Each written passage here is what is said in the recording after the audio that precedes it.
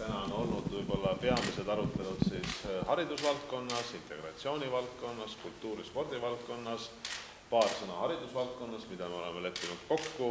Me oleme leppinud kokku selle, et me tõstame Eesti õpetajate palga alammäära 120%-le.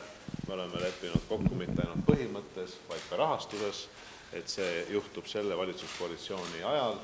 Me oleme leppinud kokku ühe suure, ütleme, palve, mida omavalitsusliidud on aasta-aastalt edastanud Vabariigi Valitsusele ja Riigikogule. See on koolilõuna ja koolilõuna tõusu, mis hetkel on 0,78 eurosenti, et see saab olema 1 euro.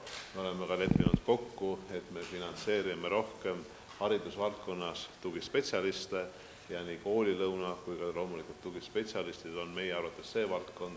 Tugispetsialistid peavad jääma kohalike omavalitsuste pädevusse, aga see valitsus on nõus andma ka ühe ülesande juurde koos rahastuse ja lisarahastusega. See on koolilõuna temaatika. Siit jätkab Jevgeni. Haridusvaldkonnas leppisime kokku ka selles, et Eestis võiks muuta tänast hariduse kohustuse süsteemi, ehk siis kui meil on täna kohustuslik inimestel 9 klassi haridust, ehk siis põhiharidust, teame samal ajal seda, et 21. sajandil sellise haridustasemega on tööturul ja ühiskonnas keeruline hakkama saada, kui me vaatame nende inimeste töötuse määra, vaatame nende sissetulekuid, siis need on väga madalad ja selles teadmises, et Eesti majanduse üks suuremaid pidureid on Eesti tööjõu kvalifikatsiooni nappus, siis oleme kokku leppinud selles, et koolikohustuse süsteemi muudetakse selliselt, et kõik Eesti noored väljuvad formaalharidussüsteemist vähemalt kutsekvalifikatsiooni omandamisega või kutse omandamisega. See tähendab seda, et pärast 9. klassi lõppu kõik õpivad edasi, kas siis kutsekoolis või gümnaasiumis ja vähemasti ühe kutse siis omandavad, millega on siis tööturul hiljem võimalik edukamalt toime tulla. Integratsiooni valdkonna arutelud on alles alanud, nii et seisavad ees üsna suured vaidlused kindlasti selles küsimuses. Oleme kokku leppinud praeguseks etapiks selle, et eesti keele õppele tuleb oluliselt rohkem tähelepanu pöörata. See ei tähenda mitte ainult keelekursuste mahu suurendamist, mis ka on vajalik, vaid tähendab ka keeleõppe metoodika arendamist. Leppisime kokku selles, et eesti keele teise keelena siis selliseks metoodikakeskuste väljaarendamiseks loome eesti keele majad Narva ja Tallinnasse, need kohad, kus tõesti sellist praktilist eesti keele õpet hakatakse välja arendama ja tõepoolest siis koha peal ka neid keeleõppe võimalusi tagama.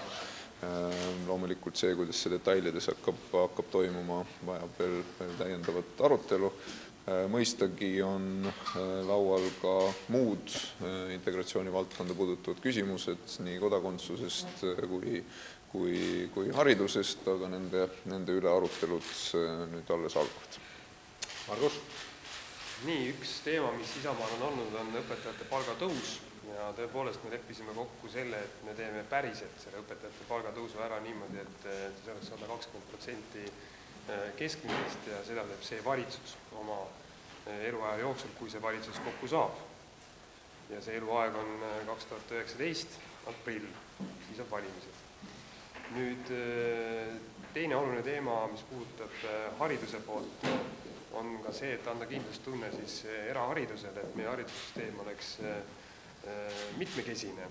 Et siin me arutame veel seda konkreetset rahastuse mudelit, aga selle mäletate, siis see väga suur vaidlus oli eelmises valitsuses üleval, mingid konkreetsed lahendusi ei tulnud, et kindlasti siin me siis panustame sellesse teemasse. Ja mis on väga tähtis, on eesti keele õpe. See, et eesti keelt võimalikult paljud Eesti inimesed reaalselt oskaksid, et meil on küll väga suured programmid, mida ka täidetakse formaalselt pigem. Täna oli meiega siin koos ka Tartu Ülikooli Narva kolledži rektor Kristina Kallas, kes on selle valdkonna selge tippspetsialist ja me just võtsime läbi seda metoodika poolt, seda rahastamise poolt ja eesti keele majade, mitte isegi selline füüsiliste majade loomine, vaid selle metoodika rakendamine nii Narvas kui Tallinnas see kindlasti saab ja leiab aset juba järgmisest aastast ja saab ka rahastatud. Et need on need tähtsamad teemad. Ja muidugi, mis puudutab siis kodakondsuspoliitikat, siis selle üle praegu arutelu läheb edasi. Nii et tuleb päris huvitav öö. Millest kokkuleppele jõudnud? Või oli mõni asi, millest te pikemalt vaidlesite?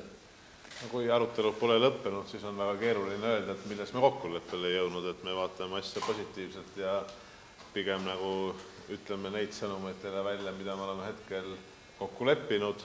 Kindlasti on ka mingid teemasid, milles me ei jõuagi kokkuleppele ja mis ei jõua koalitsioonilepingusse, vähemalt selles koosluses.